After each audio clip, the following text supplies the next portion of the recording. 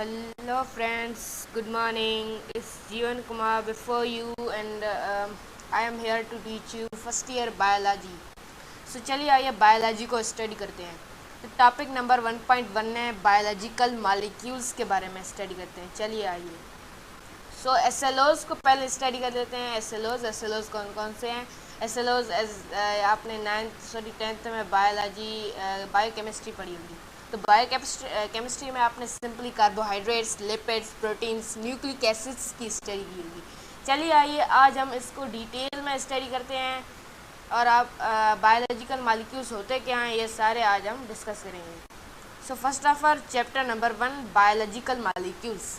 Biological molecule basically होते क्या हैं? बायोलॉजिकल मॉलिक्यूल्स वो मॉलिक्यूल्स होते हैं जो लाइफ को फॉर्म करते हैं।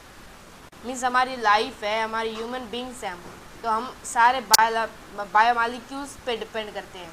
तो इस बायोमॉलिक्यूल्स को बायोलॉजिकल मॉलिक्यूल्स का नाम दिया है जो हमारे लिविंग बींग्स के लिए असेंशियल होता है, whether it is an human, animal और बैक्टीरिया। चलिए आइए बायोकेमिस्ट्री के बारे में कुछ डिस्कस कर लेते हैं। बायोकेमिस्ट्री एक ब्रांच है बायोलॉजी की जिसमें हम मॉलिक्यूल्स की स्टडी करते हैं। इस मॉलिक्यूलर स्टडी को हम बायोकेमिस्ट्री का नाम देते हैं, जो कि एक स्टडी है किसकी? कार्बोहाइड्रेट्स की, लिपिड्स की, प्रोटीन्स की, विटामिन्स की, एक्सेट्रा एक्सेट्रा। सो जो कि है ये हम डील करते हैं वेरियस केमिकल रिएक्शंस से। बायोकेमिस्ट्री जो कि है वेरियस केमिकल रिएक्शन से डील करता है, जिसमें क्या होता है मॉलिक्यूल्स होते हैं वो क्या करते हैं, इन मीन्स ट्रांसफ़र होते हैं या मॉलिक्यूल्स उसमें इन्वॉल्व होते हैं, उसे हम मेटाबॉलिज्म का नाम देते हैं। और उस जो कि है ये हमारे बायोलॉजिकल मॉलिक्यूल्स जो कि वर्क करते हैं मेटाबॉलिज्म के तौर वर्क करते हैं। चलिए आइए कंपोजिशन ऑफ प्रोटोप्लाज्म के बारे में पढ़ते हैं। ये फॉर एग्जांपल सेल है, ये हमारा सारा सेल है। सेल में जो कि ये न्यूक्लियस पोर्शन है, न्यूक्लियस के अंदर जो कि फ्लूइड होता है उसे हम न्यूक्लियोप्लाज्म कहते हैं।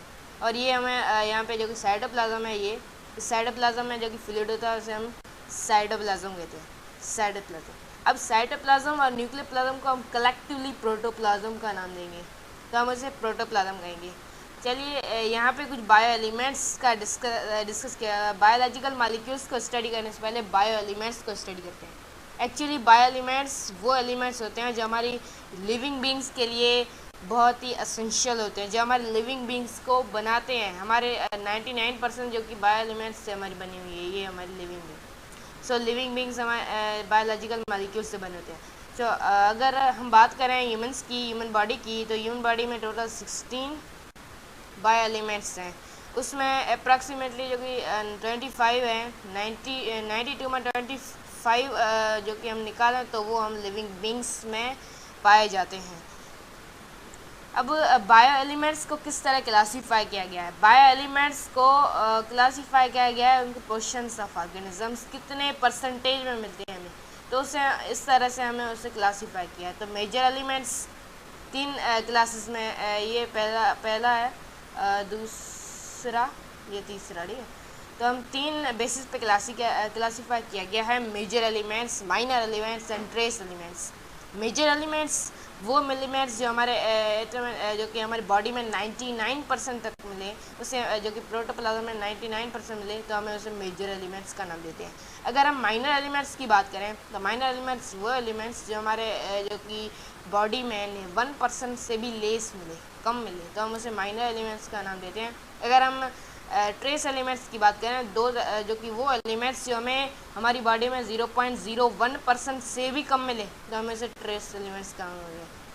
अब यहाँ पे लिविंग बींग्स का एक ग्राफ दिया हुआ है, यहाँ पे बार ग्राफ है, उसमें ये डिस्कस करता है कितने कितने परसेंट्स हैं। तो अदर एलिमेंट्स, फास्फोरस 1% है, कैल्शियम 2% है, नाइट्रोजन 3% है, हाइड्रोजन 9% है, कार्बन 80% है, ऑक्सीजन 65%। मीन्स जो कि ऑक्सीजन है वो हमारी बॉडी में ज़्यादा से ज़्यादा पाई जाती है, उसके बाद कार्बन, उसके बाद हाइड्रोजन, उसके बाद नाइट्रोजन, उसके बाद कैल्शियम और फास्फोरस। ये सारे जो कि है मेजर एलिमेंट्स में इन्वॉल्व होते हैं, इस मेजर एलिमेंट्स में। चलिए आइए बायोमॉलिक्यूल्स के बारे में कुछ और, बायो एलिमेंट्स के बारे में कुछ और जान लेते हैं। जब बायो एलिमेंट्स कंबाइन होते हैं एक दूसरे से, तो यहाँ पे क्या मिलता है, थाउजेंड्स हज़ारों की तादाद में बायोमॉलिक्यूल्स फॉर्म होते हैं, वो भी जो कि है इनऑर्गेनिक हो सकते हैं, जस्ट लाइक वाटर। वाटर एक इनऑर्गेनिक मटेरियल, क्योंकि उसमें कार्बन हाइड्रोजन है लेकिन कार्बन नहीं है। और मिनरल्स जो हमें मिलते हैं वो भी इनऑर्गेनिक हो सकते हैं और ऑर्गेनिक भी हो सकते हैं। ऑर्गेनिक जैसे कि carbohydrates, lipids, proteins and nucleic acids, ये सारे इस चैप्टर में स्टडी करेंगे।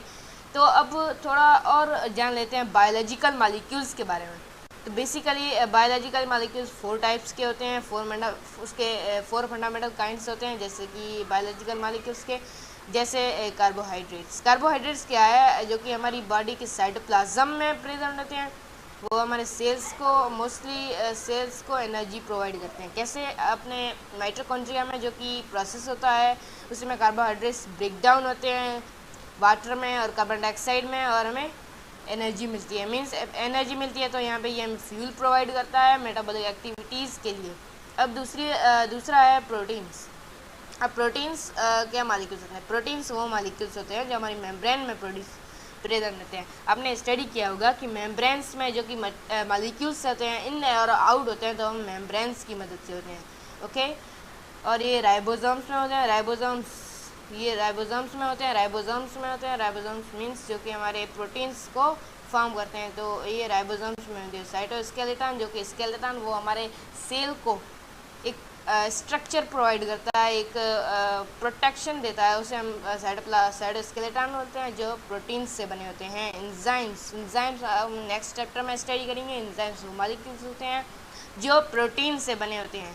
ओके, अब यहाँ पे ये सारे सेल में होते हैं। अब स्टडी करते हैं लिपिड्स के बारे में। लिपिड्स जो कि हमारे मेम्ब्रेन्स में प्रेजेंट होते हैं, जैसे कि फास्फोलिपिड की एक बाय लेयर है जिससे हम लिपिड, जो कि लिपिड में इन्वॉल्व होती है, और वो जो कि एक बाउंड्री है, एक सेल की बाउंड्री को बनाता है। और ये साइटोप्लाज्म में भी प्रेजेंट होते हैं सेल के। बोलते हैं न्यूक्लिक एसिड। जो कि न्यूक्लिक एसिड है वो क्या है? न्यूक्लिक एसिड एक सिंपल जो कि एसिड है जो कि न्यूक्लियस में होता है, न्यूक्लियस में जिसमें डीएनए इन्वॉल्व होते हैं और आरएनए इन्वॉल्व होते हैं।